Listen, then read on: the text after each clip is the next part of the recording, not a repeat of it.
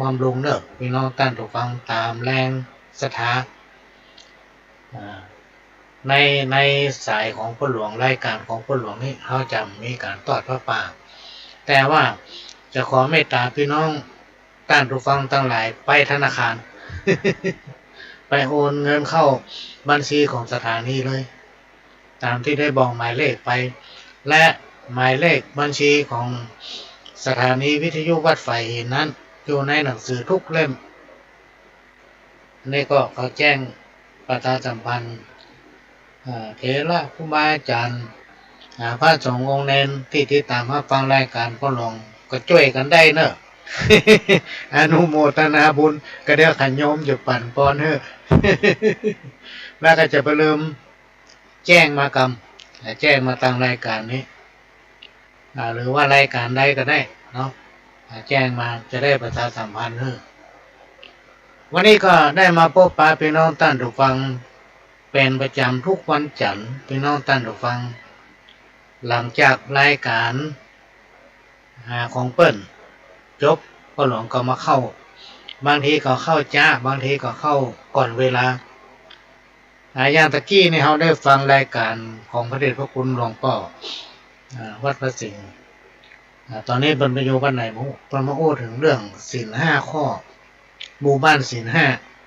5เปิ้นเอาจังวัดละ1 หมู่บ้านพี่น้องท่านผู้ฟัง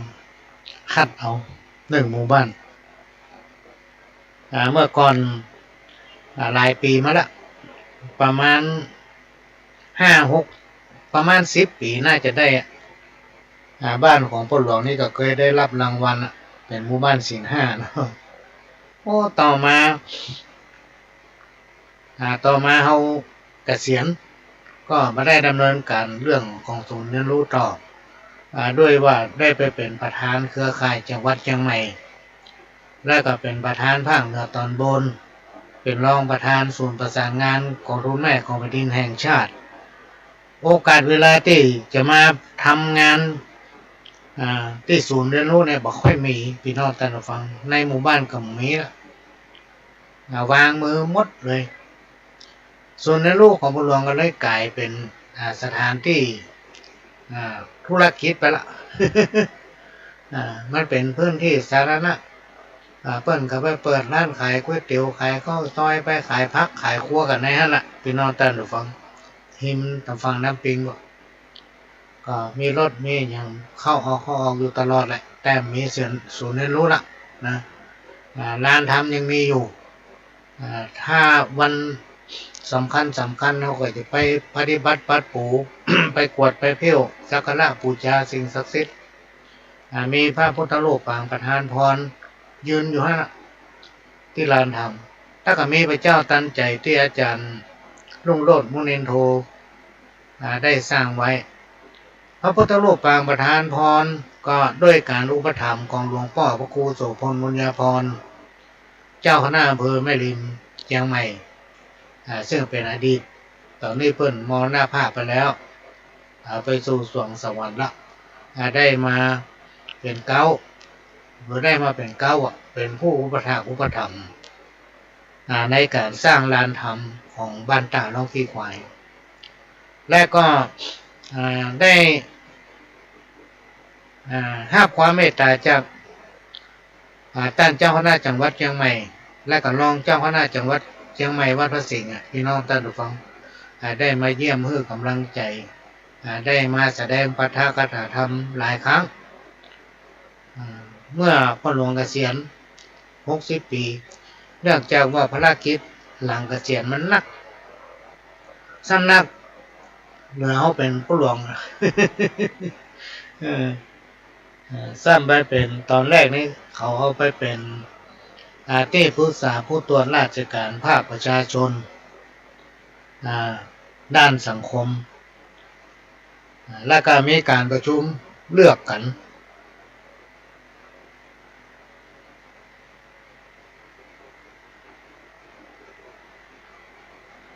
ก็ได้รับการคัดเลือกให้เป็นประธานที่ปรึกษาผู้ตรวจราชการภาคประชาชนของจังหวัดเชียงใหม่ก็รวมทั้งหมดทุกด้านเลยด้านต่าง แล้วก็ลักๆก็เป็นประธานเครือข่ายของทุนแม่ของประเทศจังหวัดเชียงใหม่และก็ประธานเครือข่ายของทุนแม่ของประเทศภาคเหนือตอนบน8จังหวัดแล้วก็เป็นรองประธานแห่งชาติงานพัฒนาคนมันนักพี่น้องท่านผู้ฟังงานพัฒนาหมู่บ้านของทุนทั้งหมดกันเฉพาะภาคเหนือตอนบนเขาเนี่ยมีถึง 2,843 หมู่บ้านเนี่ยจังหวัดเชียงใหม่นี่มีอยู่649 หมู่บ้านพี่น้องท่านผู้ฟังอันนี้ยังไม่ได้บวกกับ31 หมู่บ้านต้นกล้าที่เป็นหมู่บ้านของทุนแม่ขึ้นมาใหม่ๆเนี่ยก็เลยได้ลงพื้นที่ไปหมู่บ้านต่างๆเพื่อไปสร้างความพร้อมไปแนะนำในการบริหารจัดการเป็นหมู่บ้านต้นแบบหมู่บ้านศูนย์เรียนรู้ของทุนแม่ของแผ่นดินและก็มีการประกวดกันทุกปีพี่น้องท่านผู้ฟังมีการประกวดกันทุกปีบ้านที่เริ่มต้นเป็นของทุนแม่ของแผ่นดินหรือหมู่บ้านเตรียมจะเป็นของทุนแม่ของแผ่นดินเปิ้นห้องหมู่บ้านต้นกล้าก็จะต้องมีความพร้อมโดยยึดเอาคณะกรรมการเนี่ยมีความพร้อมก่อนเปิ้นแต่ละหมู่บ้านเนี่ยพี่น้องท่านผู้ฟังจะมีคณะกรรมการของหมู่บ้านบัดต่ำ20 คนถ้าเอารวมถึงสม.รวมถึงอย่างเนี่ยมันยังนักกว่านั้นแถมแต่เอาจะขอให้มันได้สัก20 คนพอละมาจับมือกันสร้างความสมานฉันท์ใน20 คนเนี่ยแล้ว20 คนนั่นไปขยายจาก20น่ะแต่ละคนเนี่ยขยายไปคน3 คนนี่เนาะมันก็ได้40 คนในจำนวน40 คนเนี่ยพี่น้องท่านผู้ฟังมันจะแต้บัดแต้มันได้สักเหลือสัก30 คนเนี่ยดีละบ้านนั้นไปได้ละเป็นหมู่บ้านต้นแบบที่ร่วมใจกันพัฒนาตนเองได้แล้วมันไม่ยากวิธีทำมีหลายหมู่บ้านที่เราไปแนะนำและช่วยขับเคลื่อนด้วยภูมิปัญญาพื้นบ้านที่จริงแต่ละบ้านเนี่ยมีภูมิปัญญาเหมือนกันหมดพี่น้องท่านผู้ฟังแต่เขาไปจ้างเดินเอาหมูว่าจะเดินไปทางไหนเขาก็ไปแนะนำจากประสบการณ์ของผู้หลวงก็ได้มีหมู่บ้านที่ประสบความสำเร็จไปหลายหมู่บ้านทำอย่างนี้เพื่ออย่างพี่น้องท่านผู้ฟังเพื่อไว้ต้อนรับแขกบ้านแขกเมืองเวลาวันดีคืนดีผู้รักผู้ใหญ่บอกว่าจะเป็นในประเทศต่างประเทศที่เป็นมาเยือนบ้านเฮาเพิ่นจะมาบ้านเฮาเขาก็จะพาเพิ่นมาที่นั่นก็จะมีงบประมาณตัวมาแหละพี่น้องท่านผู้ฟังหน่วยงานราชการทุกหน่วยก็จะตัวมาหลังจากนั้นก็จะมีการเปิ้นห้องว่าอย่างบูรณาการหน่วยงานเข้ามาเสริมบ้านนั้นก็จะเป็นบ้านต้นแบบที่สมบูรณ์ที่สุดที่สมบูรณ์ที่สุดอันนี้ก็เป็นเรื่องที่มาอู้ฟังแต่ปัจจุบันเนี่ยพ่อหลวงก็เลยไปเป็นวิทยากรไปทั่ว โอกาสที่มาย่าบ้านหัวเก่านี่มีนอกจากจะมีเป็นบางเตื้อถ้าว่างจะตัดหญ้าตามข้างถนนหน้าบ้านตามซอยบ้านเนี่ยออกกำลังกายที่เคยอู้ให้พี่น้องท่านผู้ฟังรับฟังเนี่ยว่าโรคเบาหวานความดันนี่นะมันกลัวอะไรอย่างวะมันกลัวอย่างกินยากินไปเตอะเป็นปีๆเป็นปีๆมาเดินอยู่อย่างนั้นเขาอย่างเงี้ยเองแดงเขาจะลดทางยาพี่น้องท่านผู้ฟังลองสังเกตพอคนถ้าเป็นโรคประเภทที่ต้องรักษาและกินยาตลอดไปนะในที่สุดเป็นโรคไตหมดพี่น้องท่านผู้ฟังเพราะมันไปทำลายไตนะยาอย่างต่างๆเนี่ยไปลงที่ไตหมดอันนี้ก็จะประสบการณ์ที่ครูบาอาจารย์ของพ่อหลวงเพิ่นก็เป็นโรคไตเนี่ยเราต้องพยายามหลีกล่าอย่างที่มาชนะโรคเบาหวานความดันขอบกกับมีดพี่น้องท่านผู้ฟัง บอกว่ามาเจ้าแมลงถ้า แดดมันร้อนก็จะไปแย่เตื้อแย่ตอนที่อากาศมันบนห้องอย่างแดดลมลมตกลมมาไอ้หนอเอาทำไปดังนั้นทำไปนั่นเลยจนเหงื่อเขาออกเต็มเนื้อเต็มตัวแล้วก็มาอาบน้ำพักผ่อนหรือมันตื่นเจ้ามาบัดท่าไปวิ่งบัดท่าไปหั่นไปเนี่ยพี่น้องท่านฟังมาอันตรายในยุคปัจจุบันเนี่ยมันมีอันตรายรอบตัวเขาเลยลองฟังข่าวก็เถอะพี่น้องท่านฟังมันมีเหตุการณ์ที่มันน่าเกิดก็เกิดเพราะอย่างเพราะคนเฮาจิตใจเหินห่างจากศีลจากธรรมเฮาหันมาเที่ยวบ้านเก่าๆบอกว่าเมื่อเจ้าแมลงจุดได้เหงื่อแล้วมาอาบน้ำกินข้าวล้ำนอนรับก่อม่วนพอได้ออกกำลังได้เหงื่อนี่เป็นเรื่องที่ได้ทดลองมาละเอามาอู้ฝัง แล้วก็วกมาอู้ถึงเรื่องที่พระเดชพระคุณหลวงพ่อเปิ้น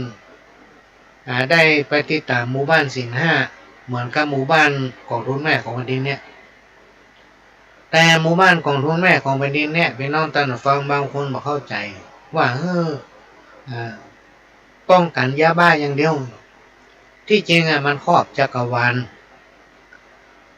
สมมติว่าเขาเป็นผู้ใหญ่บ้านกำนันนะพี่น้องท่านฟังเขาเมาก็ทำหน้าที่เป็นแก่บ้านกำนันเมาก็ทำหน้าที่ปกครองอย่างเดียวเนี่ย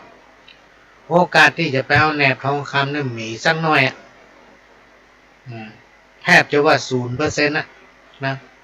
แต่ถ้าเอาเป็นหมู่บ้านของทุนแม่ของประเทศเราสามารถเป็นห้องว่าบูรณาการหน่วยงานเพราะว่าจะเป็นภาครัฐภาคประชาชน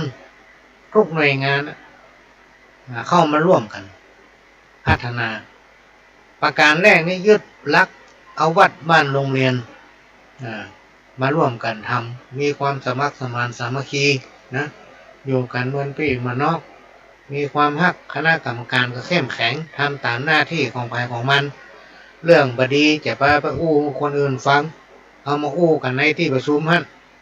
มีอย่างก็อู้กันนะจะพิษก็พิษกันในที่ประชุมห้ามเอาไปอู้ทางนอกไปขยายความทางนอกห้ามไปพิษกันทางนอกเขาจะต้องทำตัวให้เป็นแบบเปิ้นทำความเข้าใจกันอันนี้เชื่อว่าเป็นบ้านต้นแบบเมื่อปัญหาว่าบ้านเรามีความพร้อมหน่วยงานต่างๆก็จะลงหาแหละพี่น้องท่านผู้ฟังถ้าบ้านไหนพิษกันแบ่งกกแบ่งเราพวกคนนั้นหมู่คนนี้ไปมาให้มาหรอกพี่น้องท่านผู้ฟังถ้าเปิ้นมาแล้วเปิ้นปวดหัวไปจะไป อันนี้ก็อู้ฟังพอสังเกตฝากไว้พิจารณาเนอะและในต้นปีนี้ก็หลวงก็จะลงไปหลายที่อยู่ลงไปหมู่บ้านที่เป็นมีความพร้อมกำลังส่องหาอยู่ที่แรกว่าตลอดการพรรษานี่จะไปตามวัดนะพี่น้องท่านผู้ฟังทำไปแบบได้เนื่องจากเวลามันจำกัดเวลามันหนีจากช่วงนี้ไปจะถึง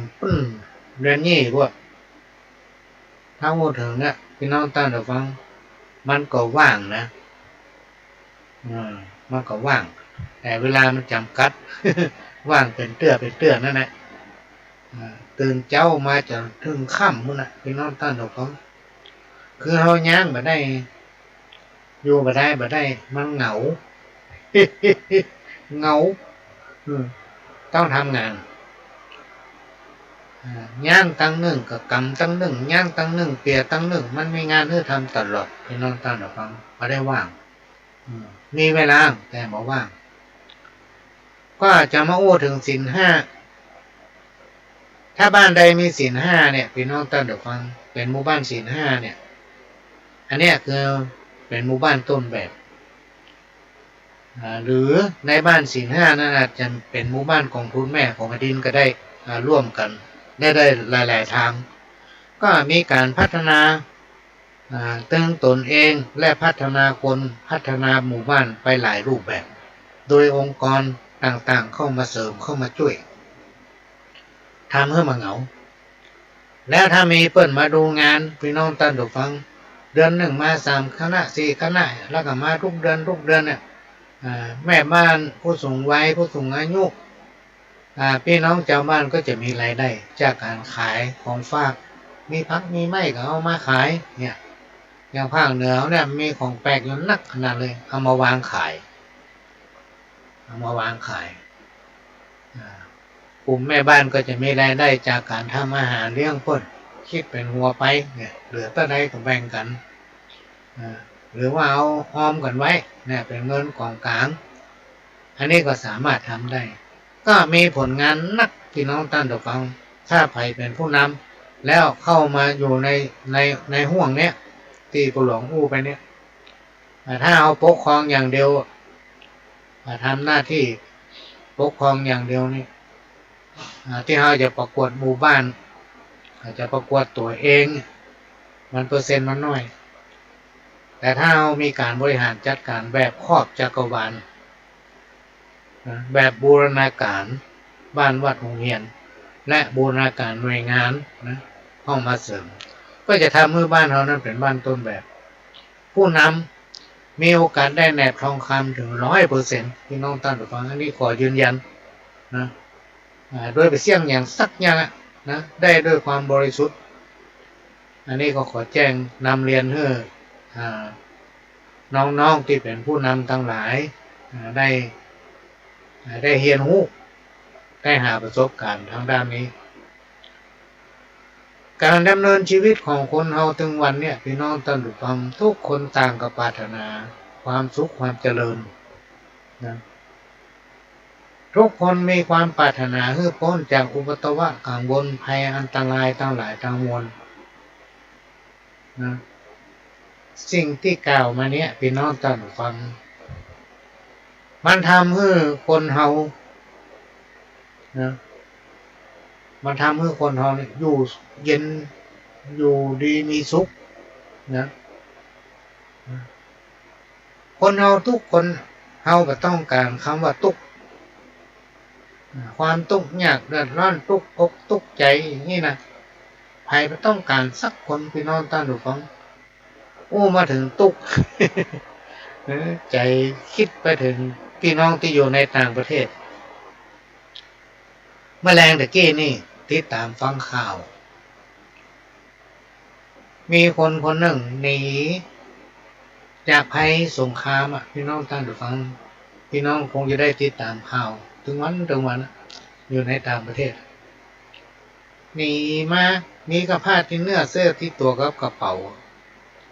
เป้ไปมาถึงสนามบินละสตางค์ก็มีเข้าก็ไม่ได้กินหมูแย่ใยปิกสงสัยว่าให้ซื้อภาษากันหมูเรื่องกับพี่น้องในต่างประเทศก็เลยอยู่ที่สนามบินนั่นแหละพี่น้องท่านผู้ฟังจะไปทางใดก็ไม่ได้จะกินยังก็มีกินเพราะตังก็มีจะปิกก็ปิกไม่ได้ตะกี้หาข้าวประเด็นนี้ทางการ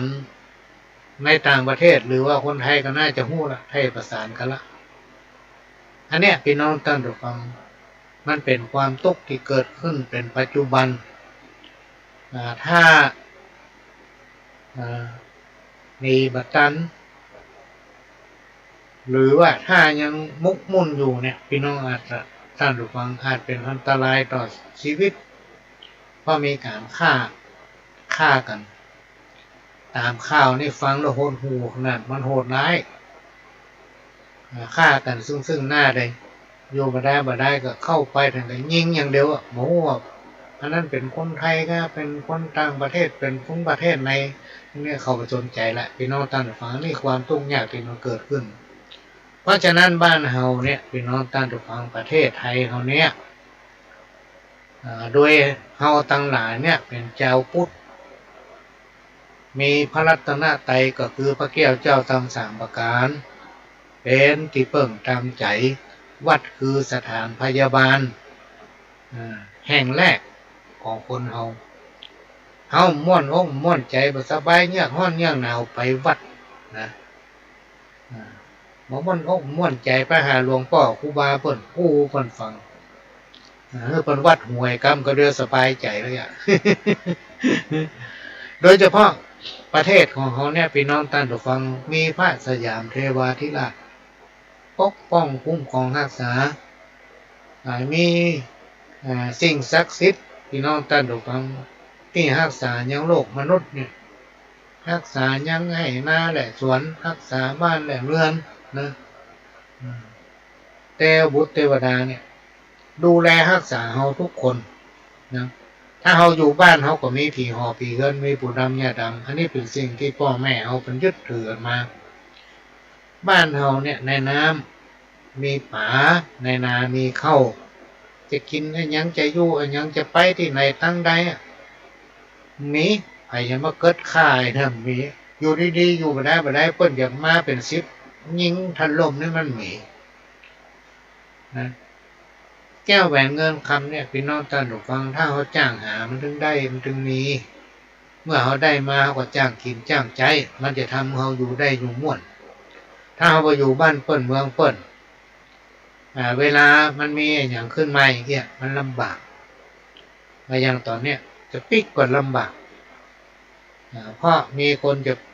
จะปิกเนี่ยเป็น4-5 พันคนพี่น้องท่านผู้ฟังแล้วมันต้องใช้เวลาเครื่องบินนี่เขาว่ามันไวละแต่มันข้ามมาถึง10 ประเทศพี่น้องท่านผู้ฟัง9 ชั่วโมงที่จะพ้นบ้านเขาถ้าเขาไปก็9 ชั่วโมงที่จะพ้นบ้านเปิ้นใช้เงินนักตัวถ้าเป็นส่วนตัวให้นะมันต้องสู้อยู่บ้านเขาถึงมาได้พี่น้องท่านผู้ฟังโดยเฉพาะที่เป็นรายการก่อนหน้าเนี่ยเปิ้นนำเอาศีล 5เข้าหมู่บ้านชุมชนถ้าเขายึดได้รู้จักปฏิบัติพี่น้องท่านฟังมันจะเกิดความผาสุกเกิดขึ้นกับตัวเขาและครอบครัวนะบัดเจ้าก็ลองพิจารณาบ่เถอะพิจารณาบ่ก็ลองนำปฏิบัติพอมีหลายคนเพิ่นปฏิบัติเพิ่นประสบความสำเร็จได้อยู่ดีกินดีพี่น้องท่านฟังการทำบุญเนี่ยเจ้าว่าเสี่ยงอย่างเดียวน่ะมันได้มาโดยที่เฮาหมูตัวนะการทำบุญเนี่ยมันได้มาโดยที่เฮาหมูตัวทำไปเถอะพี่น้องท่านผู้ฟังที่ว่าจะได้สุขสบายในวันภายหน้ามันมีแต่พี่น้องท่านฟังมีแต่จะตายบ่ตายจะตุกบ่ตุกจะกั้นบ่กั้นพี่น้องท่านผู้ฟังบ่เชื่อก็ลองนำปฏิบัติพออันนี้เป็นสิ่งที่คนอู้เนี่ยได้ฮู้ได้หันมากับตัวเก่าแล้วได้สังเกตมาโดยตลอดระยะเวลา 3-40 ปีพี่น้องท่านผู้ฟังตั้งแต่ปี2514เขาจะพยายามค้นหาอันไหนแต่อันไหนบ่แต่พี่น้องท่านผู้ฟังอย่างหลายๆเรื่องที่ได้ค้นหามาเนี่ยจนเขาเชื่อถือแล้วเขายึดปฏิบัติได้อันนี้ก็มาฝากไว้ในฐานะที่เราตั้งหลายเป็นพุทธบริษัทจึงควรตั้งจิตตั้งใจแผ่ความปรารถนาดีให้สรรพสิ่งที่มีชีวิตและให้เขาตั้งหลายเหล่านั้นมีความสุขเสมอกันเมื่อมีความสุขก็จะได้เบียดเบียนข่มเหงน้ำใจซึ่งกันและกันนะการที่มันมีปัญหาเกิดขึ้นถึงวันเนี่ยพี่น้องท่านผู้ฟังเพราะมันขยายความนำเอาหลักธรรมอันเป็นคำสอนขององค์พระสัมมาสัมพุทธเจ้าเนี่ยที่คนตึงโลกเป็นยอมรับว่าพระพุทธศาสนานั้นทำให้คนอยู่ดีมีสุขทำให้คนเกิดความสมัครสมานสามัคคีหลายๆคนมันบ่เข้าถึงหรือว่า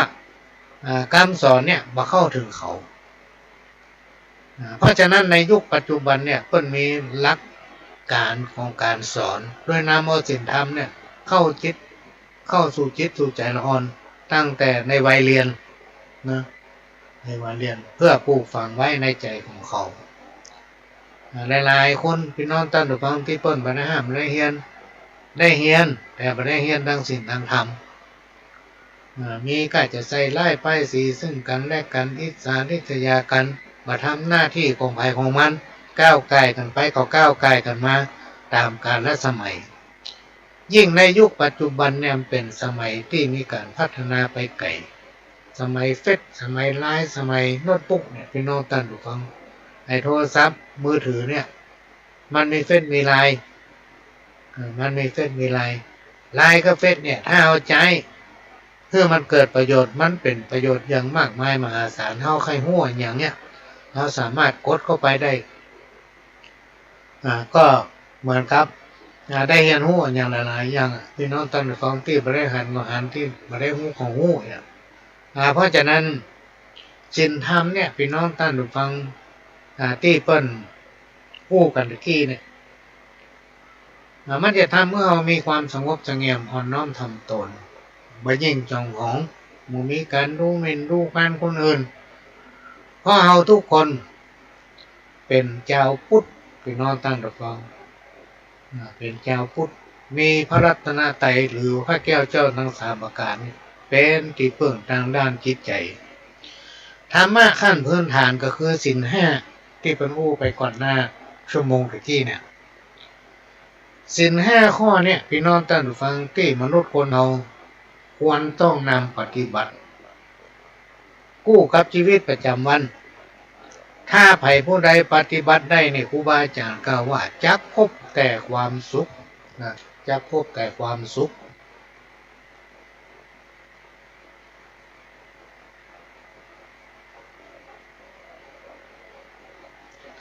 จักปะแต่ความสุขความเจริญก้าวหน้ายิ่งขึ้น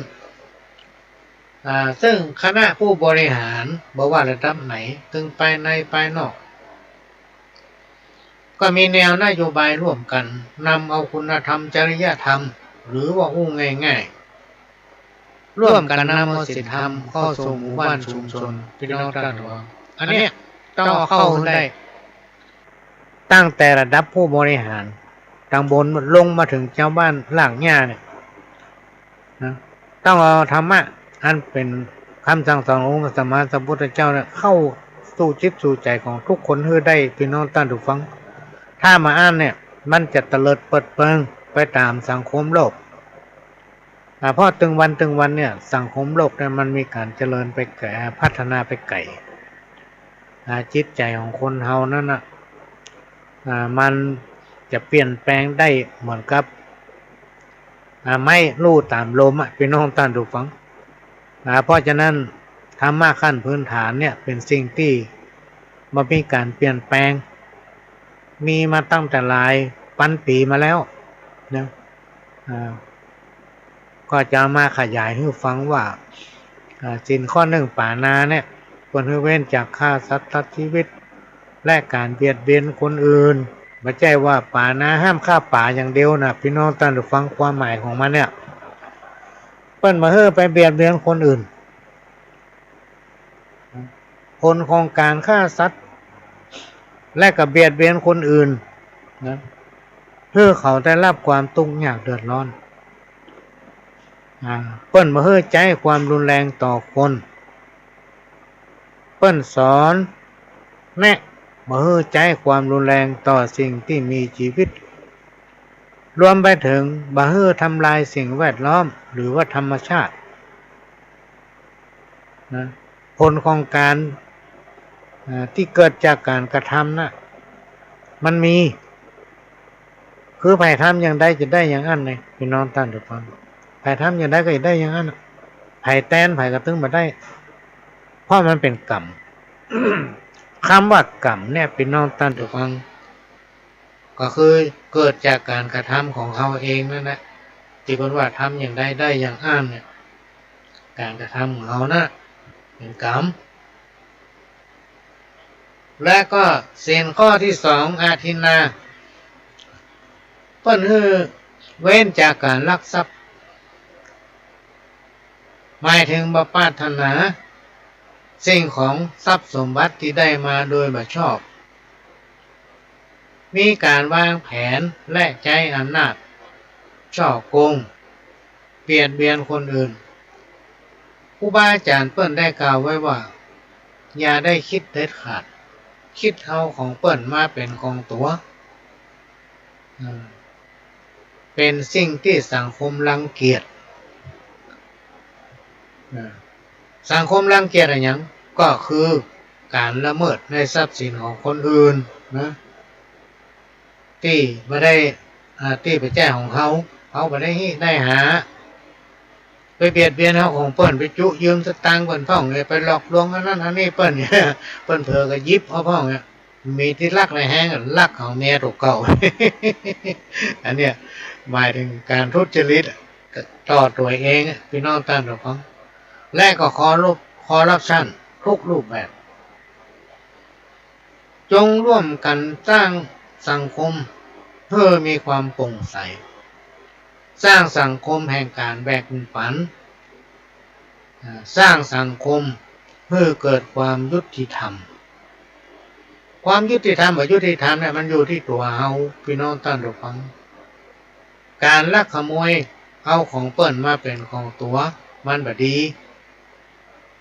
ทำให้เปิ้นคนอื่นได้รับความทุกข์ความเดือดร้อนและความเดือดร้อนนั้นถ้าเปิ้นจับได้ก็มาสู่ตัวเฮานะ มาถึงตัวเฮานั่นแหละเพราะเฮาเป็นคนทำเป็นกรรมที่เกิดจากการกระทำของตนเอง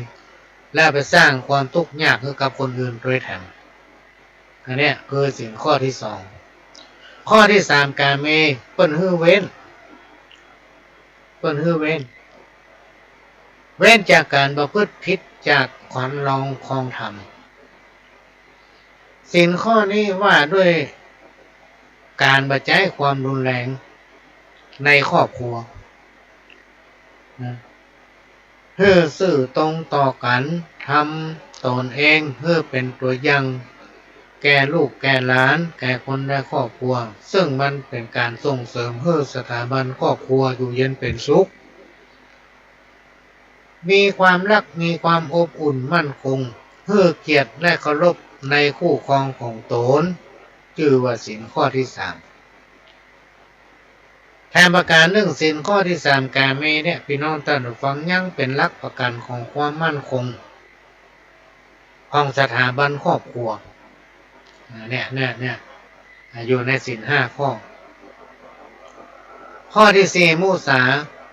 เปิ้นฮื้อเว้นจากการโกหกหลอกลวงนำเอาสิ่งที่บ่มีมาอู้ปั้นน้ำเป็นตัวยุแย่ให้เปิ้นพิษเคียงกันชอบอู้หรือพูดพดต่อแหลปิ้นป้อนชอบใส่ความคนอื่นที่กล่าวมาเนี่ยเป็นธรรมะขั้นพื้นฐานที่ขยายความง่ายๆครูบาอาจารย์ท่านได้กล่าวไว้ว่าภายนำปฏิบัติได้จะทำให้ตนเองบังเกิดความร่มเย็นมีความเจริญก้าวหน้ามาว่าคนหรือปีศาจนางไม้เทวดาอาหักทั้งหลายก็จะคุ้มครองรักษาเมื่อตกยากเดือดร้อนก็จะผ่านพ้นจากอุปสรรคปัญหานั้นไปได้เหมือนในพุทธกาลพี่น้องท่านฟังเปิ้นมีนิทานเล่าให้ฟัง แต่วันนี้มาเล่านิทานเถอะก็ได้จะอู้หลายอย่างอยู่ศีลข้อที่ห้าเว้นจากการดื่มน้ำเมาและสิ่งเสพติดเฮือโทษน้ำเมาก็คือสุราระยะเนี่ย สุราเมระยะและสิ่งเสพติดก็คือยาเสพติดสปะพี่น้องท่านฟังติมถึงเสพติดยาไอยาอียาบ้าอันเนี้ยมันเป็นสิ่งที่ฮือโทษคนกินเนี่ยมีโอกาสตายนะมีโอกาสตายลงแรงตายมีโอกาสเป็นบ้าพอเป็นบ้าแล้วพี่น้องท่านฟังมันบ้ายาเนาะลองดูข่าวกันโดนเปิ้นวิสามันถ้าไปโดนเปิ้นวิสามันกับเปิ้นเอาไปใส่คอกใส่ห้องขังเอาไปรักษาอย่างได้มันก็ปิ้งมาอย่างเก่าอีกพี่น้องท่านฟังข้อเนี้ยพี่น้องท่านฟังมันทำให้คนเฮาขาดสติแรกก็ลืมตัวและยังเป็นสาเหตุที่ทำให้เกิดการกระทำความผิดการดื่มน้ำเมารวมไปถึงการเสพสิ่งเสพติดทั้งหลายเนี่ยพี่น้องท่านฟังโดยเฉพาะยาเสพติดเนี่ยขณะนี้เพิ่นมีการปราบนะเพิ่นมีการปราบปรามเพราะว่าจะเป็นผู้เสพนี่เพิ่นยังถือเป็นผู้ป่วยอยู่อาจจะไปบำบัดรักษาถ้าปิ๊กมาทำแถมอันนั้นหัวเนอะจะเป็นผู้ยำหัว เอาไปใส่คอกไว้ก่อนสิ่งที่กล่าวมาเนี่ยพี่น้องท่านผู้ฟังนอกจากจะมีผลโดยตรงต่อสมองหรือสติยังมีผลต่อร่างกายเป็นที่มาของโรคร้ายต่างๆ ทำให้เป็นที่สังคมรังเกียจเปิ้นรังเกียจพี่น้องท่านผู้ฟังธรรมะขั้นพื้นฐานหรือศีลทั้ง5ข้อนี้สอนให้คนเฮาบริโภคอย่างมีสติเป็นต้นว่าบริโภคอาหารก็คือกินอาหารอย่างมีสติกินอาหารตามฐานะนะเฮ้มันพอดีพี่น้องท่านผู้ฟังอย่างเฮาบอกพอมีรายได้อย่างเงี้ยอย่างพ่อหลวงเนี่ยมาเรียนให้เปิ้นบรรจุคนละได้เงินเดือน600รอไปกินข้าวคาบสัก300กิน2ข้าวหมดไปแล้วเขาต้องจ้างกินและจ้างใจจ้างบริโภคทรัพย์ที่เขาได้มาเนี่ยเดือน600ชาวจ้างกินจ้างใจพี่น้องท่านผู้ฟังมันอยู่ได้นะมันอยู่ได้นอกไปจากจะได้600นะเปิ้นยังช่วยมาแถมเพื่อทำ200เพื่อเอาไปซื้อกินซื้ออย่างนี้เพื่อมาทำก็ถือเป็น800เนาะแล้วรัฐบาลชุดนี้เพิ่นก็เพื่อมาทำ600ระยะเวลากี่เดือนหมูถ้าเขาจ้างบริหารตนเองพี่น้องท่านผู้ฟังมันอยู่ได้สิ่งทั้ง5ข้อเนี่ยพี่น้องท่านผู้ฟังเปิ้นแม่คือบริโภคทุกอย่างมีสติโดยเฉพาะการบริโภคอำนาจก็คือหัวโขนที่ว่านี่ธรรมดาเขาอยู่ดีๆเขาเนี่ยเขาเป็นเจ้าบ้านเป็นประชาชนเป็นผู้มีภูมิปัญญาพื้นบ้านคนหนึ่งในสังคมชุมชนหมู่บ้านต่อมาเขาได้รับเลือกเป็นอันนั้นอันนี้เป็นห้องว่าเขามีหัวโขนละมีหมวกหลายใบละเนี่ยพี่น้องท่านผู้ฟังปัญหามันเกิด จากหัวโขนเนี่ยนะลองดูข่าวว่าโอ้หลายคนพอได้ซุกหัวโขนเป็นท่านนั่นท่านนี่บ้าอำนาจ บ้าอำนาจมันตะวานี่น่าสลดใจที่เป็นจับกุมท่านผู้หนึ่งในอบตที่ไหนพวกจำมาได้อ่านข่าวมันยับคำโต๊ะเลยเป็นน้องท่านผู้ฟังคอร์รัปชันเรียกเก็บอะไรอย่างก็เขาว่าเก็บสวยเก็บอย่างเนี้ยจากผู้ประมูลห้ามงานเปิ้นบ้าอำนาจลงลืมตัวเก่าศีลทั้ง5ข้อนี้มีความสำคัญกับการดำรงชีวิตประจำวันของคนเฮาถ้าไผ่นำปฏิบัติได้ครูบาอาจารย์ท่านได้กล่าวว่าจะทำให้มีอายุยืนยาวตื่นก็เป็นสุขรับก็เป็นสุขโรคภัยไข้เจ็บก็มาเบียดเบียนเพราะอย่างมันม่วนใจโลกเฮาไม่ได้ไปแย่อย่างนะเฮาไม่ได้ไปทำอย่างเฮาอยู่ไปตามเฮาพอใจในสิ่งที่เฮามียินดีในสิ่งที่เฮาได้เมื่อเฮามีศีลทั้ง5ข้อแล้วก็สอนตัวเก่าทำตัวเก่าเป็นแบบแก่คนในครอบครัวของตนเองในที่สุดเขาก็จะมาขอทอดเอาภูมิปัญญาพื้นบ้านจากเฮาเนี่ยซึ่งเราได้จากประสบการณ์หลายๆด้านเป็นที่เคารพนับถือของคนทั้งหลายที่เสียสละก็เสียสละไปนะที่มันจะได้มันถึงได้ที่มันไม่ได้มันถึงไม่ได้จะไปอิจฉาการร้อนกันโดยยึดหลักและก็น้อมนำเอาปรัชญาเศรษฐกิจพอเพียงพี่น้องท่านฟังมาใจจ้างกินจ้างใจนะอยู่ไปตามฐานะกินไปตามฐานะของตนอยู่ม่วนพี่น้องท่านฟังบ่เชื่อก็ลองนำปฏิบัติพอเถอะเพราะว่าธรรมะขั้นพื้นฐานนี้เป็นเครื่องเตือนสติเพื่อคนทุกคนอยู่อย่างมีสติเขาจะต้องอยู่อย่างมีสตินะพี่น้องท่านผู้ฟังในสังคมถึงวันแนวแล้วก็ทำไปตามหน้าที่ของภัยของมัน ำตามหน้าที่ของภัยของมันอันใดที่เป็นใจเรื่องของเขาจะไปคิดนะอันใดที่เป็นหน้าที่ของเขาอันนั้นคิดว่าเขาจะทำอย่างไรมันถูกต้องหากภัยผู้ใดทำได้จะทำเมื่อวิบากกรรมต่างๆพี่น้องท่านฟังลดน้อยแล้วก็ได้บุญตัวจังมีแต่ความสุขมีความเจริญทั้งโลกนี้โลกหน้านี่อันนี้ครูบาอาจารย์เพิ่นสอนไว้รู้สึกประทับใจว่าเพิ่นจะมีกิจกรรมหมู่บ้านศีลห้าพี่น้องท่านผู้ฟังก็คงจะรู้เพิ่นจะจัดงานวันมหกรรมหมู่บ้านกองทุนหมู่บ้านศีลห้าเพิ่นจะจัดระดับประเทศเลยพี่น้องท่านฟังได้ยินเพิ่นรู้กันเมื่อกี้เนี่ย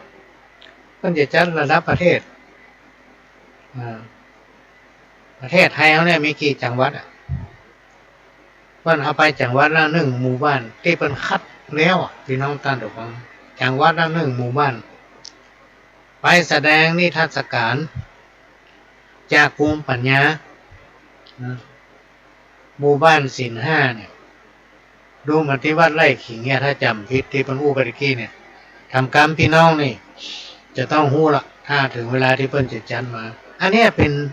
ป็นสิ่งที่น่าไปร่วมพี่น้องท่านฟังหน้าไปพอว่าแต่ละจังหวัดเพิ่นมีหมู่บ้านศีลห้าเนี่ยเพิ่นเอาอย่างมาเปี้ยเพิ่นเอาอย่างมาอวดเพิ่นเอาอย่างมาให้เราเรียนรู้แต่ละซุ้มของแต่ละจังหวัดนั่นมันจะต้องมีสปะแหละพี่น้องท่านฟังในหมู่บ้านศีลห้าของแต่ละจังหวัดพระหลวงก็จะไปเหมือนกันนะถ้ามันถึงเวลาเพิ่นไปตามตำราแล้วเพิ่นจะจัดที่วัดไร่ขิงบ้านมาเราก็จะไปพ้องอันไหนที่เขาหันไว้น่าจะเฮียนหู้และนำมาปฏิบัติเฮียนหู้และนำมาปฏิบัติเหมือนเขาไปดูงานหมู่บ้านของทุนแม่ของประเทศเนี่ยมันมาเหมือนกันเลยพี่น้องท่านทุกคนถ้าหมู่บ้านไหนเป็นหมู่บ้านของทุนแม่ของประเทศและมีภูมิปัญญาพื้นบ้านร่วมมือสมัครสมานสามัคคีร่วมใจกันเป็นหนึ่งสามารถพัฒนาไปไกลได้และในที่สุดบ้านเนี่ยจะเป็นหมู่บ้านศีลห้าได้พี่น้องท่านทุกฟังโดยมีกองทุนแม่ของแผ่นดินและจะเป็นศูนย์เรียนรู้ชุมชนกองทุนแม่ของแผ่นดินและเป็นหมู่บ้านศีลห้าอันนี้ก็มาอู้ฟังแล้วก็ฝากไว้เนอะพี่น้องท่านทุกฟังช่วยกันพิจารณาแล้วก็พ่อหลวงก็จะไปอยู่ในปี2567เนี่ยก็จะเริ่มลงหมู่บ้านละจะไปพอหมู่บ้านไหนที่พอมีความพร้อมจะให้ทีมงานลงไปสนับสนุนลงไปส่งเสริมนะที่ช่วยได้ก็จะช่วยให้เป็นหมู่บ้านต้นแบบที่พัฒนาสังคมในหมู่บ้านของตนเองก่อนที่จะนำเอาสาระสัพพะร้อยอันพันเรื่องมาอู้เล่าสู่กันฟังก็จะมาอู้ถึงกองบุญ3กองบุญแรกก็ขอประชาสัมพันธ์งานบุญกฐินสายสามัคคีมหากุศลสมทบทุนสร้างอุโบสถณวัดป่าควายเหนือหรือดงป่าควายหมู่1ตำบลสันติเสื่ออำเภอเมืองจังหวัดเชียงใหม่ก็จะมีการทอดถวายกฐินในวันที่19พฤศจิกายน2566ตั้งแต่เวลา 9 โมงเป็นต้นไปกองละ299 บาทนะพร้อมกับจะได้รับมอบของที่ระลึกมากมายนี่เนาะดังนั้นก็ขอเชิญนะพี่น้องท่านผู้ฟังร่วมอนุโมทนาบุญในการทอดกฐินสายสามัคคีสมทบทุนสร้างอุโบสถวัดป่าควายเหนือวันที่19พฤศจิกายน2566 ร่วมบุญโดยพร้อมเพรียงกันแล้วก็ที่วัดฝ่ายหินพี่น้องท่านฟังก็ตอนนี้มีการก็เริ่มทำแล้วยังหมูปรับเปลี่ยนระบบไฟฟ้าในอุโบสถพร้อมกับบริเวณของวัดฝ่ายหินโดยดีเจเร็วหรือพระเร็วชื่อแต่บรรจันงามพอหลวงจำมาได้ท่านก็ไปติดต่อได้ที่วัดฝ่ายหินเนอะจะร่วมอนุโมทนาบุญในการปรับระบบเปลี่ยนไฟเปลี่ยนสายไฟสายเมนอย่างมั่วนักคัดอ้าวกับใจแบบมาเก่าอยู่ถ้าก็ไปติดต่อได้ตามกำลังของฝ่ายของมันติดต่อที่วัดฝ่ายหินได้ที่ดีเจเร็วเนอะหรือแจ้งมาทางรายการของพ่อหลวงนี้แล้วกองบุญหนึ่งก็คือการทนุบำรุงสถานีพี่น้องท่านผู้ฟังนี่มีความจำเป็นที่จริงก็อยากจะมาอู้เพราะมันเหมาะมาเรียอะไรเหมือนกับมาเรียอะไรเนาะ แต่เขาไม่ได้เรียอะไรเนอะอันนี้ไม่ได้เรียอะไรเนอะพี่น้องท่านของสตางค์นี่ไม่ได้เข้าหาไปสักคนต้านก็ไปที่ธนาคารหรือว่าไปที่วัดฝ่ายหินหรือบริจาคผ่านรายการในรายการหนึ่งแล้วก็แจ้งมาที่พ่อหลวงก็จะประชาสัมพันธ์ให้เพื่อนจะได้เอาไปทนุบำรุงสถานีที่เขาได้ฟังอยู่เนี่ยพี่น้องท่านผู้ฟังมันมีความจำเป็นที่ต้องทนุบำรุงเสียงมันจะฟังชัดเจนบ่โซ่ซ่า ถ้าเขามีการทนุบำรุงก็เดียวมันรู้พี่น้องท่านผู้ฟังพอมันรู้มันดักปิ้งไงพี่น้องท่านผู้ฟังจะมาเดือดร้อนมันหายไปในเฮียเอาวิทยุขว้างเฮียดีก้าอีแม่เขาตึงมีกระตะเอียโลพ่อหลวงเนี่ยมาด่าเขาไป มาเดือดเขาไปเดือดพ่อหลวงอันนี้ก็แจ้งเด้อพี่น้องท่านผู้ฟังช่วยกันตามกำลังเพราะว่าสถานีวิทยุของวัดฝ่ายหินนั้นเป็นแม่ข่ายลับที่นำเอาสัญญาณธรรมะรายการต่างๆเนี่ยเขาจะว่าจากทั่วทุกภาคก็ได้ที่มันเป็นข้อธรรมะดีๆฟังเข้าใจง่ายสามารถนำปฏิบัติได้มาออกอากาศให้ท่านทั้งหลายได้ฟังกันนะก็ช่วยกันทนุบำรุงตามกำลังถ้าเขาบัดทนุบำรุงก็ได้มันรู้ และทำกองบุญหนึ่งก็คือที่วัดหลวงอ้อเนี่ยพี่น้องท่านผู้ฟังทุกปีจะมีทอดถวายกฐินทุกปีเป็นเวลาเป็น10 กว่าปีมาแล้วแต่มาปีเนี้ยพี่น้องท่านผู้ฟังมันมีไผ่จองพ่อหลวงก็ได้ปรึกษากับเฮียจอด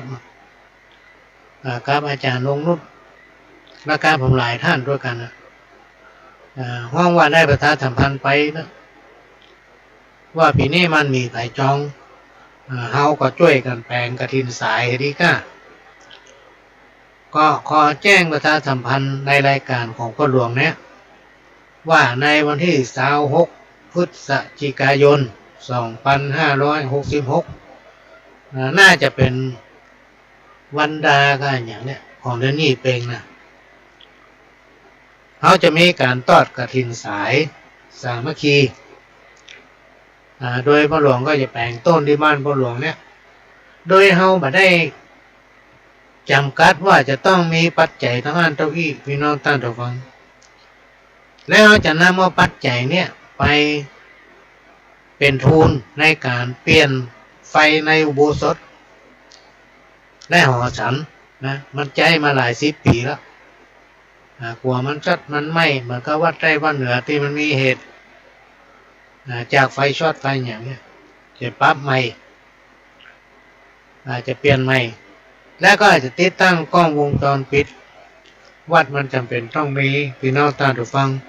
ในยุคปัจจุบันเนี่ยคนมันหลายบ้านหลายประเทศมาอยู่รวมกันมันจะมีก็คนบ้านเฮานะเฮาหันตัวมาหันใจหรือว่าพอหน้าไม่เห็นใจ ติดกล้องวงจรเนี่ยมันดีนะเอาลองฟังข่าวบอกที่มันมีเหตุเกิดขึ้นที่ไหนโอ้คำเดียวตำรวจเป็นไปตัวยับได้ละเพราะมันมีกล้องวงจรปิด เพราะฉะนั้นเราก็จะติดกล้องวงจรปิดรอบวัดพี่น้องท่านฟังภายในวัดแล้วก็รอบวัดท่านไหนที่พอดีก็จะบูรณะอย่างห้องน้ำเนี่ยห้องน้ำนี่สำคัญนะพี่น้องท่านผู้ฟังห้องน้ำนี่สำคัญขนาดโดยที่ว่ามันมีความสำคัญเนี่ยเขามีห้องน้ำอยู่หน้าวัดนะมีเจ็ดหลายห้องแต่มันรู้ก๊อกน้ำก็บ่ค่อยดีโถส้วมก็บ่ค่อยดีประตูมันก็บ่ค่อยดีเพราะอย่างคนมันใจนักเพราะฉะนั้นเราก็จะใจปัจจัยส่วนนี้มันจะได้ตัวใดก็แล้วแต่ได้ตัวใดก็ทำไปตามนั้นอันนี้ในวันที่26 พฤศจิกายนดูมันเป็นวันติดด้วยนะวันนั้นทีแรกว่าอย่างนี้ใดดีเนาะด้วยเฮาประจำกัดปัจจัยพี่น้องท่านผู้ฟังเฮามือวัดเฮาไม้กฐินก็ร่วมด้วยช่วยกันบริจาคตามกำลังของท่านยังไม่ได้พิมพ์ซองเถอะเมื่อตะวานี่ครับเมื่อ2 วันก่อนนี้มีคนมาถามมีซองแล้วยังโหมีเติมได้พิมพ์กำลังกึดใจรออยู่ว่าจะพิมพ์ซองเดิมพิมพ์หรือว่าเขาใจรายการนี้ประชาสัมพันธ์เอาบอกพี่น้องทางเหนือทางใต้พี่น้องแล้วก็ทางวัดเปิ้นก็บอกว่าเฮาก็บ่ใครกล้าอู้ต่อใดละอย่างทุกเจ้านี่เพิ่นอู้บ่ได้เนาะเรื่องนี้อู้บ่ได้อยู่ที่พี่น้องศรัทธาที่จริงวัดหนองอ้อเนี่ยมีการพัฒนาอยู่ตลอดพี่น้องท่านผู้ฟังตึงวันมีการพัฒนาอยู่บ่ขาดแทบจะว่ามีครบหมดทุกอย่างพี่น้องท่านผู้ฟังแต่ว่าทางสมภารเจ้าวัดเพิ่นก็มีความประสงค์แค่ได้ที่ดินนะตอนนี้ก็มีข่าวว่าทางเทศบาลเพิ่นก็ไปเจรจากันอยู่ถ้าได้ที่ดินนั้นสร้างให้ภาษีปลาย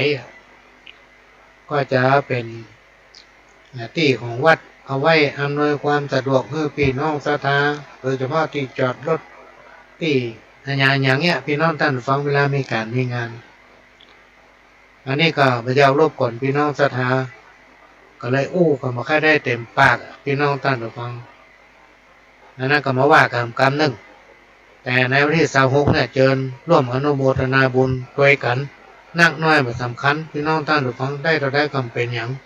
ใครจะเป็นเจ้าภาพลงทานน้ำดื่มอาหารการกินก็ติดต่อได้ที่ทางวัด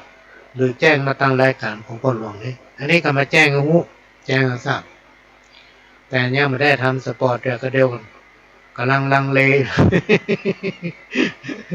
ซองอันยังไม่กล้าพิมพ์เลยนะพ่อหลวงก็ตั้งต้นที่บ้านพ่อหลวงเนี่ย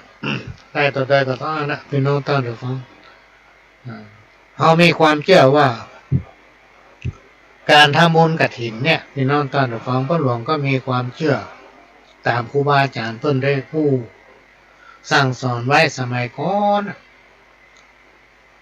ว่าการทอดถวายกฐินหรือว่าผ้าป่าเนี่ย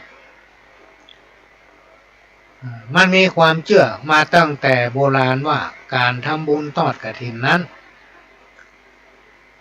การทำบุญทอดกฐินทอดผ้าป่าจะช่วยให้คนผู้ที่มีจิตใจมีเจตนาที่จะทำจะได้พบปะแต่ความสุขและความเจริญจักพังพร้อมไปด้วยทรัพย์สมบัติบริวารมากมายและก็มีบารมีสูงขึ้นทั้งลาภผลสรรเสริญลาภยศนะจะนักขึ้นเลื่อนไปเรื่อยๆจากที่เขาเนี่ยการทำงานไปได้ก็ได้เลื่อนยศชักเตื่อยนะก็อาจจะได้เลื่อนขึ้นด้วยปาฏิหาริย์ด้วยผลบุญที่เขาได้ทานกฐินและทานพระป่าจะล่วงสุดเมื่อเขาเสี่ยงบุญจากโลกมนุษย์ตายไปแล้วจะได้ไปเกิดบนสวงสวรรค์นี่โลกอันเนี้ยพ่อหลวงก็ตั้งใจพี่น้องท่านผู้ฟังว่าใครไปหันสวรรค์นี่เนาะก็ทำบุญไปเถอะพี่น้องท่านผู้ฟังเดี๋ยวเขาต้องไปปะบนสวงสวรรค์อย่างที่เพิ่นว่าเนี่ยนี่ถ้าเขาตั้งใจทำพี่น้องท่านผู้ฟัง เราตั้งใจทำ บุญจะสำเร็จด้วยความตั้งใจของเราแต่เราบัดตั้งใจทำทำไปฮะทำไปฮะเอามาจวนเนี่ยโดยที่เราไม่ได้ตั้งใจไว้ก่อนความสำเร็จมันก็มีน้อยมันก็ได้บุญเหมือนกันนะแต่ไม่ได้น้อยเราไม่ได้ตั้งใจทำด้วยความบัดตั้งใจทำด้วยความเริ่มใส่ศรัทธาเนี่ยพี่น้องตั้งใจฟัง อันนี้ก็เป็นสิ่งหนึ่งนำมาเล่าคู่สู่กันฟังเฮาเจ้าพุทธบรรพบุรุษปู่ย่าตายายของเฮาตั้งหลายต่างก็มีความเชื่อเรื่องกฎแห่งกรรมและก็มีการพิสูจน์ว่าเป็นสิ่งที่เกิดขึ้นจริงผู้ที่กระทำหรือประพฤติปฏิบัติแต่สิ่งที่ดีงามและก็มีความจริงจังจริงใจต่อสิ่งที่ตนกระทำนั้นเมื่อทำแต่ความดีงามหู้จักคุณหู้จักโทษย่อมนำมาถึงความสุขหรือว่าความสุขจักมาสู่ตนและครอบครัวรวมถึงสังคมโดยรวมเปรียบเหมือนเขาปลูกข้าวก็ได้ข้าวปลูกต้นไม้อย่างก็ได้กินผลผลิตต้นไม้อันนั้นคนผู้ใดประพฤติปฏิบัติแต่ความดีย่อมได้รับผลดีนั้น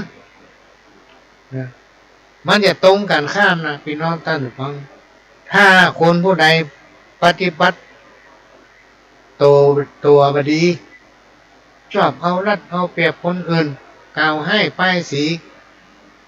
นินทาว่าไล่ในสิ่งที่มันมีแปลงต้นก็มามีแปลงไส้ก็มาใหญ่แปลงเอาและเรื่องของตัวเก่าปิดไว้โอ้เพิ่นหู อันเนี้ยพี่น้องท่านผู้ฟังพี่น้องคนบ่สนโลกบ่สนใจธรรมะบ่สนใจวัดวาอารามบ่คิดหาทางบำเพ็ญตนเพื่อเป็นพุทธมรรคบ่สนใจในการทนุบำรุงพระพุทธศาสนาเปิ้นฮ้องว่าเป็นผู้ที่มีจิตใจเหินห่างบ่เชื่อในกฎแห่งกรรมคนประเภทที่กล่าวมาเนี่ยพี่น้องท่านผู้ฟังเมื่อใดเกณฑ์ชะตามันลงระวังเตอะมันจะปะแต่ความทุกข์อย่างมหันต์นะและมันจะมีโอกาสได้มีความสุขอย่างเปิ้นชาวบ้านมันจะมีความสุขแป๊บเดียวนะ ถ้ามันไปกินเหล้ากินยามันเมามันลืมความทุกข์วันพวกเหล้ายามันสว่างมันก็ปะกับความทุกข์เนี่ยจะมีอย่างนี้ตลอดเป็นห้องหน้าชื่นแต่อกตรอมนะอกตม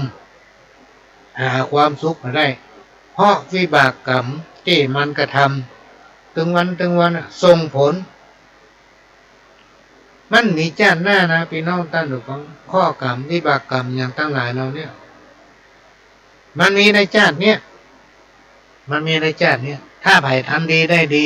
ไผ่ทำบดีก็จะได้บดีอันเนี้ยก็เอามาอู้ฟังพี่น้องท่านผู้ฟังเอามาอู้ฟังตะกี้อู้เรื่องศีล5 ข้อเนาะก็จะมาอู้นิทานชาดกในอดีตการนานมาแล้วมีพระราชาองค์หนึ่งอยู่ของราชสมบัติในเมืองปาราณสีในเมืองแห่งนี้พี่น้องท่านผู้ฟังมีนายพรานคนหนึ่งทำหน้าที่หาสวยหาเนื้อสัตว์มาถวายพญาเจ้าเมืองหรือพระราชาทำอยู่อย่างนี้เป็นประจำทุกปีถ้าครบปีก็ไปหาสัตว์ป่าหรือเสบียงอาหารทุกอย่างผลไม้หลากไม้ผลผลิตที่ตัวได้ญาติได้ทำถวายพระราชาหรือเจ้าอยู่หัวต่อมาก็ได้เดินทางออกจากบ้านเข้าไปในป่าหิมพานต์อันกว้างใหญ่ขณะเดินทางถึงกลางป่าหิมพานต์ก็ได้ปะต้นไทรต้นใหญ่ต้นหนึ่ง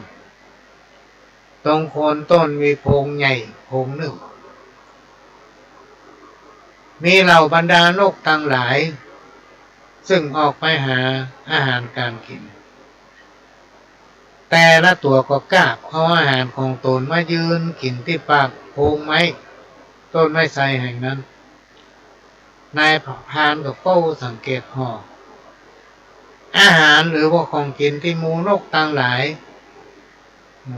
แต่ละตัวกราบมากินนั้นมีเมล็ดข้าวโพดพ่องข้าวสาลีพ่องข้าวเปลือกพ่องข้าวสารพ่องพี่น้องท่านผู้ฟัง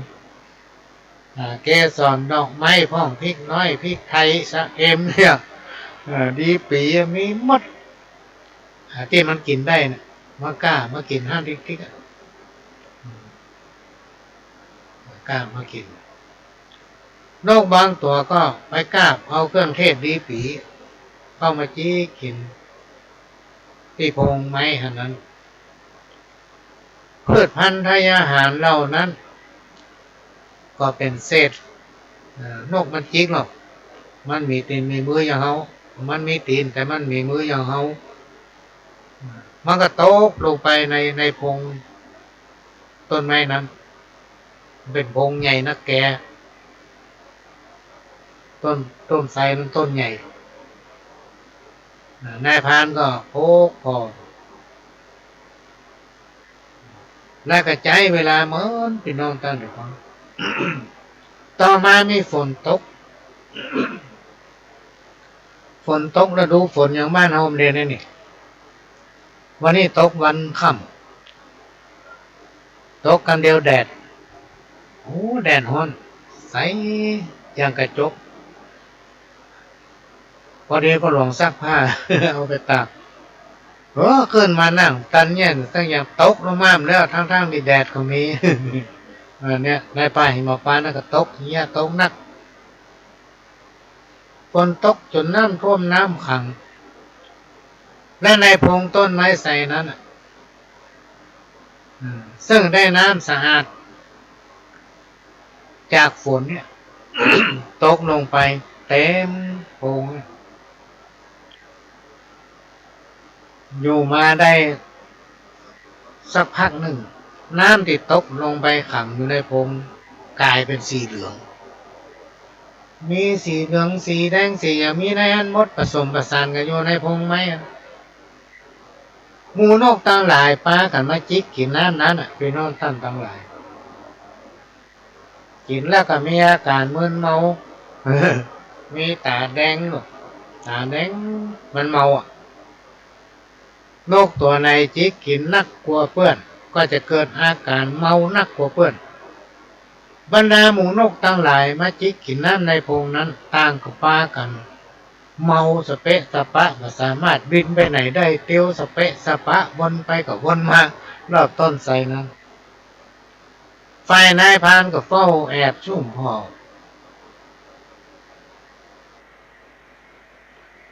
หมูนกทั้งหลายอยู่เป็นหลายวันด้วยความสงสัยในขณะที่หมูนกทั้งหลายป้ากันเมาเดินสเปะสปะ อยู่รอบต้นไทรนายพรานก็ย่องเข้าไปพอน้ำในพงซึ่งเป็นน้ำสีแดงขังอยู่เกือบจะล้นขอบพงต้นไทรดูแล้วสะอาดมีกลิ่นหอมและก็ฉุนนะ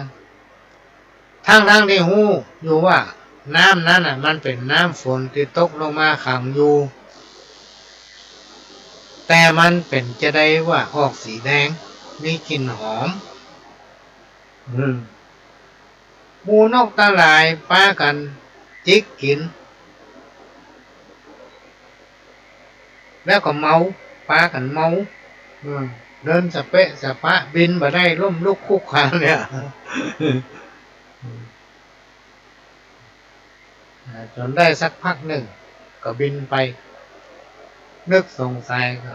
ลองเอามือแตะแล้วก็มาจิ้มพอรู้สึกว่ามีรสชาติอร่อยขมหวานรสกลมกล่อมและก็หอมหวานจุ่มคอมีอาการเล่าร้อนลงไปในลำไส้ จากนั้นก็หาใบไม้พี่น้องท่านผู้ฟังมามามาทำพวกหาใบไม้ใบตองมาทำพวกลองตักกินพ่อกินไปรู้สึกว่ามึนนะแล้วก็มีความเพลิดเพลินยิ่งดื่มก็ยิ่งติดใจพี่น้องท่านผู้ฟังจนเมาต้องนอนอยู่ที่หั่นเมื่อนอนหลับและตื่นขึ้นมาหายเมาแล้วก็หาตัดไม่บอกไม่ไผ่ทำเป็นกระบอกน้ำตักเอาน้ำในโพงน่ะใส่บอกไม้จนเต็มแล้วก็นำไปถวายพญาเจ้าเมืองแล้วก็เล่าเรื่องที่ตนเองพบปะเพื่อพญาเจ้าเมืองหรือพระราชาฟังเมื่อพญาเจ้าเมืองทราบก็ได้เรียกให้ปุโรหิตเสนาอามาตย์ลองมาจีมพอ เล่าเสนาอามาตย์ก็พากันมาจิบกินแหละแล้วก็จิบกินกันไปเรื่อยๆแต่ละคนก็มีอาการมึนเมาเฮฮากันสนั่นท้องพระโลง เมื่อพญาเจ้าเมืองหันหมู่เสนาอามาตย์ทั้งหลายเริ่มกินอย่างเมามันต่างกับป้ากันผู้จาแข่งก้าวหรือว่าอาถรรพ์พญาเจ้าเมืองก็เลยลองจิบพอลองจิบพอ ว่าจงดื่มแล้วก็มีความรู้สึกแจ่มใสเพลิดเพลินผิดปกติเสร็จแล้วจึงรวมกันตั้งชื่อน้ำนั่นว่าสุระแปลว่าหารกาเมื่อผู้ใดได้กินได้ดื่มแล้วจิตใจจะห้าวหาญแก้วกล้าต่อมาก็ห้องน้ำเมาน้ำนั่นว่าสุรานี่เป็นที่มาของเรา ดอกหูไปพุ่นนะตั้งแต่เวลานั้นพญาเจ้าเมืองก็เลยมีคำสั่งให้นายพรานไปสังเกตพอยังคงต้นใสว่าบรรดานกทั้งหลายนำเอาเศษอาหารหรือเมล็ดพืชอันหยังมาจิกกินตรงนั้นและก็หล่นลงไปในผงเมื่อจัดการเก็บเอาเศษเมล็ดพืชทั้งหลายเหล่านั้นมาดองกับน้ำที่สะอาดใจดื่มใจกินเวลามีการมีงานต่อมาก็มีการปรับปรุงแรกก็ดีต่อมาจึงรู้ว่าการที่คนเราดื่มสุรายาดองนั้นเมื่อมีการเมาเรียกว่ามึนเมามักจะมีเหตุทำให้ก่อการทะเลาะวิวาทต่างๆโทษของการดื่มสุรามีโทษนักย่อมก่อให้เกิดความประมาทปราศจากความเคารพยำเกรงแม้กระทั่งบิดามารดาพ่อแม่ปู่ย่าตายายหรือคนอื่นๆทั้งยังบ่มีความเคารพในพระพุทธพระธรรมพระสงฆ์มักมีอุปนิสัยหยาบต่างๆทำให้เสียทรัพย์เสียสุขภาพถ้าไผกินนักเข้าทำให้ผอมเปี้ยแรงน้อยน่าตายไปในที่สุด ตับไตคนในไปหมดทำให้ร่างกายทรุดโทรมต่อมาในสมัยพุทธกาลพระพุทธองค์ได้แสดงโทษของการดื่มสุราไว้หลายประการเป็นต้นว่าย่อมมีการประทุษร้ายทุบตีประหัตประหารและอาจทำให้ประสบอุบัติเหตุถึงแก่ชีวิตได้ทำให้เสียทรัพย์ทำให้เกิดการทะเลาะวิวาททุบตีชกต่อยกันตลอดจนถึงการฆ่าฟันซึ่งกันและกันทำให้เกิดโรคภัยต่างๆทำให้ถูกตำหนิติเตียนติสินนินทาทำให้ผู้ที่มีอาการมึนเมานั้นเสียสติ คนเฮาเมื่อสติเตลิดปัญญาก็เสื่อมลงพี่น้องท่านผู้ฟังกลายเป็นคนสมองพิการได้คนฉลาดคนหู้คนรกกลายเป็นคนโง่เขา ต่อมาจึงมีบทบัญญัติคือศีลขั้นพื้นฐานเพื่อนำปฏิบัติก็คือศีล5 ข้อที่ไปตะกี้คนเฮาเนี่ยชอบเอาข้อศีลไปแปะยกตัวอย่างอาแปะกับภรรยาไปทำบุญที่ตุลุงเปิ้นบอกรักษาศีล5 ศีล8เน้อพากันฟังปีกบ้านพอไปถึงบ้านมีสตางค์เท่าใดพี่น้องท่านฟังมาเปาะมาหอมกันโคนเอาสตางค์ออกมาจนเชี่ยงหมดหอมศีลมีที่ไหนคนมาโบะเอาสตางค์แล้วไปเนี่ยได้ไปซื้อหมุยตุลุงเปิ้นบอกรักษาศีล5 ศีล8เน้อแปะมันนึกว่าตุลุงเปิ้นบอกหวย58เพราะสตางค์ไปซื้อหวยหมดเมียยังที่พอขายได้มันก็เอาไปขายนะเอาไปซื้อเพิ่มเลยติ๊กในที่สุดพี่น้องท่านฟังอาแปะครับภรรยาถูกหวยตกรางวัลไปวัดตุลุงสงสัยอาแปะนี่มันมาเนี่ยอย่างทำหอบพัวมาต้อยบรรลุนประจุนมันก็มาตานวันเกิดแต่วานี่แต่นายมันตานแล้วมันยอมปิ๊กมันนั่งพอหน้าตุลุงหรอกแต่ว่าตุลุงบอกว่าแปะย่ำปิ๊กจะฉันเข้าของกล้าฉันนะต่อหน้าแปะตุลุงก็อายเลยหมายปิ๊กแต่เขาแค่ได้อันเด็ดๆเองวันนี้เป็นวันที่16พอดีนะเนี่ยกลางภาษาแปะไปเลยเรื่องหวยเรื่องแชร์พระก็พระกระทุเจ้าพิษศีลพิษธรรมช่วงกลางภาษาก็รักษาศีล5 ศีล8นี่หรอวันนี้มาละแต่ว่าตามแล้วมันยอมปิ๊กเขาบอกรักษาศีล5 ศีล8ไม่มาตามในอย่างทำถ้าแปะมาอย่างแถมเขาจะมาขอบคุณตุลุงนะเหรอที่ตุลุงบอกตะวากะเอาไม่สตางค์ตะดาวก็เอาไปซื้อหมดดงแต่งเลย58วันนี้จะมาสู่นั่นขอบคุณตุลุงเอาของมาบรรลุประจุนมาว่ากันถึงกรรมเก่าพี่น้องท่านผู้ฟังปากเป็นธรรมใจดำเหมือนมีนหม้อมีความหมายว่ามักแสดงตนเป็นคนมีศีลมีธรรมปากเป็นธรรมใจดำเหมือนมีนหม้อเป็นศีลเป็นธรรมแต่การประพฤติของตนเองนั้นปัญห้องว่ามาถึงบัดดีเสียงอย่าง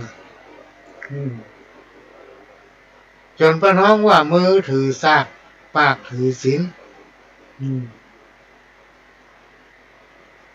เรื่องศีลเป็นธรรมเรื่องศีลเรื่องธรรมเป็นอย่างสอนเปิ้นแต่ตัวเองทำความบัดดีอยู่เป็นอาจินหรือว่าถึงวันทำกรรมเรื่องหนีฝนบ่พ้นฟ้ามีความหมายว่ามันมีไผ่จังหนีพ้นความทุกข์พี่น้องท่านผู้ฟังบ่มีไผ่สักคนที่จะหนีพ้นความทุกข์และก็เกิดแก่เจ็บตายได้คนตะก่อนเปิ้นเลยได้กล่าวเป็นคำกุศโลบายไว้ว่าหนีฝนบ่พ้นฟ้ากรรมเก่าทำกรรมหนึ่งบาขามป้อมตกองมืออีวอกมีความหมายว่าเป็นกรรมเปรียบเทียบเพื่อคนเราทั้งหลายรู้ว่าสิ่งของใดที่ตกอยู่ในองค์มือของคนบดีตกอยู่ในองค์มือของคนใจดำตกอยู่ในองค์มือของคนวอกตกอยู่ในองค์มือ ของคนบ่ซื่อบ่ใสเนี่ยพี่น้องตั้งดอกฟังคนขี้โลกทำมาของเปิ้นมาเป็นของตัวมันถึงยากที่จะได้คืนเปรียบได้เหมือนอีวอกได้ประคำป้อมก็ถ้าของคืนมาเต็มฮึหล่นขึ้นต้นไม้หายเซ็บกามบะเก่าน้ำคุณไว้ต่างในน้ำใสไว้ต่างนอกมีความหมายว่าเพื่อเก็บงำสิ่งที่บดีไว้ภายในใจเอาไว้ในใจฮะเก็บไว้ในองค์ในใจฮะจะไปแสดงออกนะ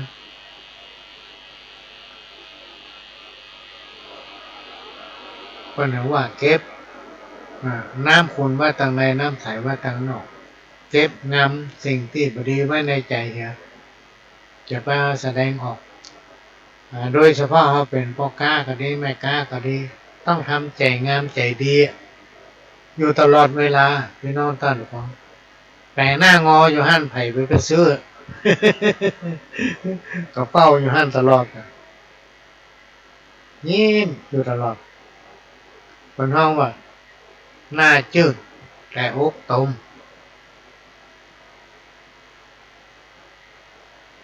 กามบะเก้าทำกรรมหนึ่งน้ำคว่ำบะเต็มไห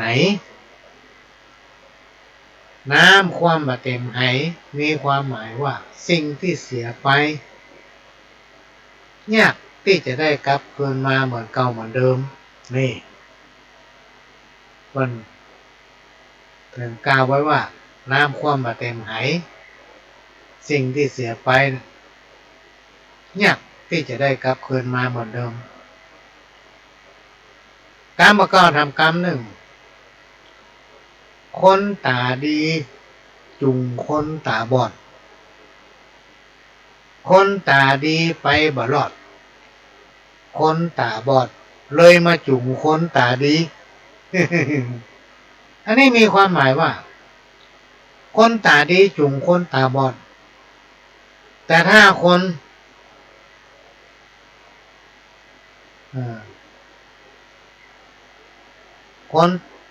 คนตาดีจุงคนตาบอดแต่ถ้าคนตาดีหรือว่าคนตาบอดไปบ่รอดคนตาดีเนี่ยไปบ่รอด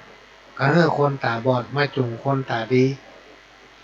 อันนี้มีความหมายว่าคนมีปัญญานำคนโง่แต่บา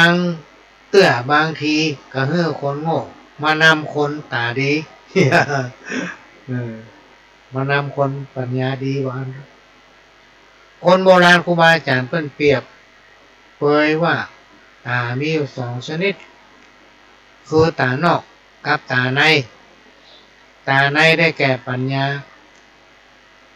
คนตาบอดเข้าใจตาในคือปัญญาบางทีคนตาดีก็ต้องใจปัญญา